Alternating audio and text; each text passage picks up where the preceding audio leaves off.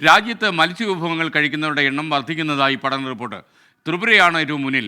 മലയാളികളിൽ 53.5% ആളുകളും ദിവസവും മത്സ്യവിഭവങ്ങൾ കഴിക്കുന്നുവെന്ന് റിപ്പോർട്ടുകൾ സൂചിപ്പിക്കുന്നു.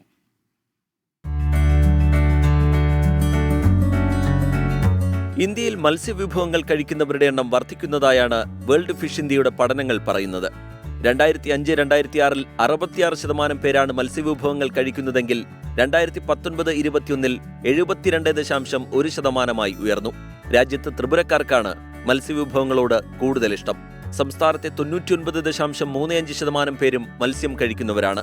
മണിപ്പൂർ, അസം, അരുണാചൽ പ്രദേശ്, നാഗാലാൻഡ്, പശ്ചിമബംഗാൾ എന്നീ സംസ്ഥാനങ്ങളാണ് ത്രിപുരയ്ക്ക് പിന്നിൽ. ദിവസവും മത്സ്യവിഭവം കഴിക്കുന്നവരിൽ മലയാളികളാണ് മുന്നിൽ. 53.5% പേരും ദിവസവും മത്സ്യം കഴിക്കുന്നവരാണ്. ഒരാൾ പ്രതിവർഷം 20.65 കിലോഗ്രാം മത്സ്യം കഴിക്കുന്നുവെന്നാണ് ദേശീയ ഫിഷറീസ് വകുപ്പിന്റെ പഠനം സൂചിപ്പിക്കുന്നത്. അയല, മത്തി, നത്തോലി, കിളിമീൻ തുടങ്ങിയ മത്സ്യങ്ങളാണ് മലയാളികൾ കൂടുതലായി കഴിക്കുന്നത്. രാജ്യത്ത് പുരുഷന്മാരാണ് മത്സ്യം കഴിക്കുന്നവരിൽ മുന്നിൽ, 78.6%. ഇന്ത്യയിൽ ഏറ്റവും കുറച്ച് ആളുകൾ മത്സ്യം കഴിക്കുന്ന സംസ്ഥാനം ഹരിയാനയാണ്, 20.6% മാത്രം. പഞ്ചാബും രാജസ്ഥാനുമാണ് തൊട്ടുപിന്നിലുള്ള മറ്റ് രണ്ട് സംസ്ഥാനങ്ങൾ. Research desk 24.